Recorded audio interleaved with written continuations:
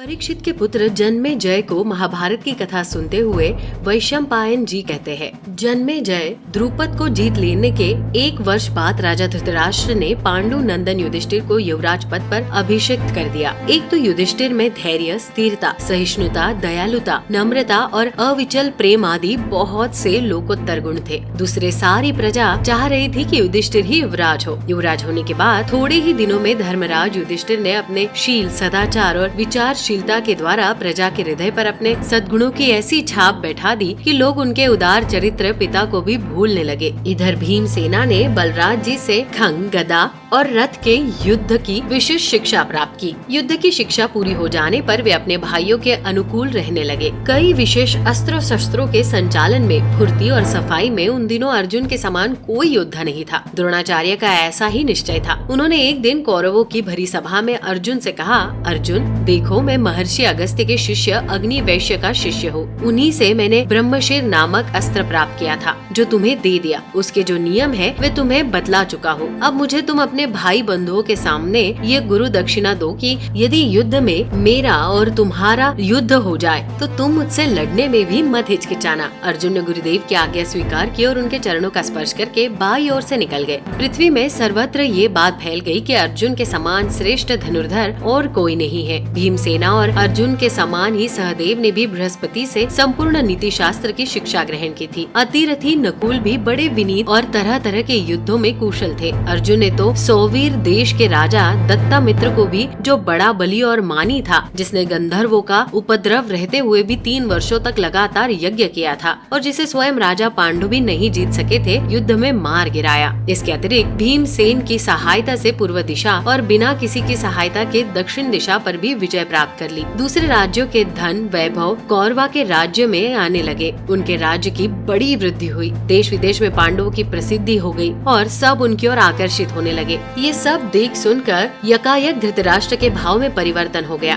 दूषित भाव के उद्रेक के कारण वे अत्यंत चिंतित रहने लगे। जब उनकी आतुरता अत्यंत बढ़ गई तब उन्होंने अपने श्रेष्ठ मंत्री राजनीत विशारद कणिक को बुलवाया। धृतराष्ट्र ने कहा, कणिक, दिनों दिन पांडवों का यश बढ़ता ही जा रहा है। मेरे चित्त में बड़ी ईर्ष्या हो रही है। तुम निश्चित रूप से बतलाओ कि उनके साथ मुझे संधि करनी चाहिए या विग्रह। मैं तुम्हारी बात मानूंगा। कणिक ने कहा, राजन, आप मेरी बात सुनिए, मुझ पर रुष्ट न होइएगा। राजा को सर्वदा दंड देने के लिए उद्यत रहना चाहिए और दैव के भरोसे न रहकर पौरुष प्रकट करना चाहिए। अपने में कोई कमजोरी न आने दे और हो भी तो किसी को मालूम न होने दे। दूसरों की कमजोरी जानता रहे। यदि शत्रु का अनिष्ट प्रारंभ कर दे तो उसे बीच में न रोके। कांटे की नोक भी यदि भीतर रह जाए तो बहुत दिनों तक मवाद देती रहती है। शत्रु को कमजोर समझकर आँख नहीं मूंद लेनी चाहिए। यदि समय अनुकूल न हो तो उसकी ओर से आँख कान बंद कर ले, परंतु सावधान रहे सर्वदा। शरणागत शत्रु पर भी दया नहीं दिखानी चाहिए। शत्रु के 3, 5 और 7 राज्यांगों को नष्ट करता रहे। जब तक समय अपने अनुकूल न हो तब तक शत्रु को कंधे पर चढ़ाकर भी ढोया जा सकता है, परंतु समय आने पर मटके की तरह पटक कर उसे फोड़ डालना चाहिए। साम, दाम, दंड, भेद आदि किसी भी उपाय से अपने शत्रु को नष्ट कर देना ही राजनीति का मूल्य मंत्र है। धृतराष्ट्र ने कहा, कणिक, साम, दाम, दंड, भेद के द्वारा किस प्रकार शत्रु का नाश किया जाता है, ये बात जरा तुम ठीक ठीक बतलाओ।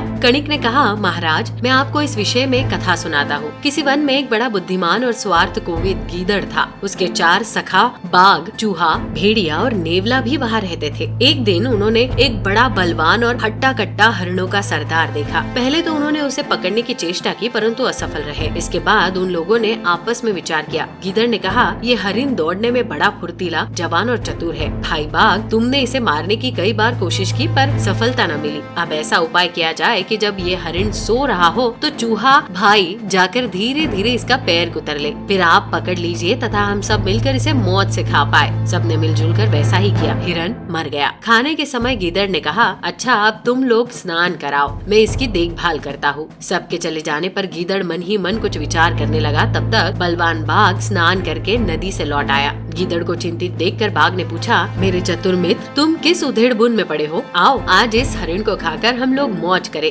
गिदड़ ने कहा, बलवान बाघ भाई, चूहे ने मुझसे कहा है कि बाघ के बल को धिक्कार है। हरिण को तो मैंने मारा है, आज वो बाघ मेरी कमाई खाएगा। सो भाई, उसकी ये घमंड भरी बात सुनकर मैं तो अब हरिण को खाना अच्छा नहीं समझता। बाघ ने कहा, अच्छा ऐसी बात है, उसने तो मेरी आंखें खोल दी। अब मैं अपने बूते पर पशुओं को मार कर खाऊंगा। ये कहकर बाघ चला गया। उसी समय चूहा आया। गीदड़ ने कहा, चूहा भाई, नेवला मुझसे कह रहा था कि बाघ के काटने से हरिन के मांस में जहर मिल गया है, सो मैं तो उसे खाऊंगा नहीं। यदि तुम कहो तो मैं चूहे को खा जाऊं। अब तुम जैसा ठीक समझो वैसा करो। चूहा डर कर अपने बिल में घुस गया। अब भेड़िए की बारी आई। गीदड़ ने कहा, भेड़िया भाई, आज बाघ तुम पर बहुत नाराज हो गया है। मुझे तो तुम्हारा भला ही नहीं दिखता। वो अभी बाघिन के साथ यहाँ आएगा, जो ठीक समझो करो। भेड़िया दुम दबाकर भाग निकला। तब तक नेवला आया। गीदड़ ने कहा, देख रे नेवले, मैंने लड़कर बाघ, भेड़ियों और चूहे को भगा दिया है। यदि तुझे कुछ घमंड हो तो आ, मुझसे लड़ ले और फिर हरिन का मांस खा। नेवले ने कहा, जब सभी तुमसे हार गए तो मैं तुमसे लड़ने की हिम्मत कैसे करूं? वो भी चला गया। अब गीदड़ अकेला ही मांस खाने लगा। राजन, चतुर राजा के लिए भी ऐसी ही बात है। डरपोक को भयभीत कर दे, शूरवीर को हाथ जोड़ ले, लोभी को कुछ दे दे और बराबर तथा कमजोर को पराक्रम दिखाकर वश में कर ले। शत्रु चाहे कोई भी हो, उसे मार डालना चाहिए। सौगन खाकर और धन के लालच देकर, जहर या धोखे से भी शत्रु को ले बीतना चाहिए। मन में द्वेष रहने पर भी मुस्कुराकर बातचीत करनी चाहिए। मारने की इच्छा रखता और मारता हुआ भी मीठा ही बोले। मारकर कृपा करे, अफसोस करे और रोवे। शत्रु को संतुष्ट रखे परंतु उसकी चूक देखते ही चढ़ बैठे। जिन पर शंका नहीं होती उन्हीं पर अधिक शंका करनी चाहिए। वैसे लोग अधिक धोखा देते हैं। जो विश्वास पात्र नहीं है उन पर तो विश्वास कभी नहीं करना चाहिए। जो विश्वास पात्र है उन पर भी विश्वास नहीं करना चाहिए। सर्वत्र पाखंडी तपस्वी आदि के वेश में परीक्षित गुप्तचर रखने चाहिए। बगीचा, टहलने के स्थान, मंदिर, सड़क, तीर्थ, चौराहे, कुएं, पहाड़, जंगल और सभी भीड़ भाड़ के स्थानों में गुप्तचरों को अदलते बदलते रहना चाहिए। वाणी का विनय और हृदय की कठोरता,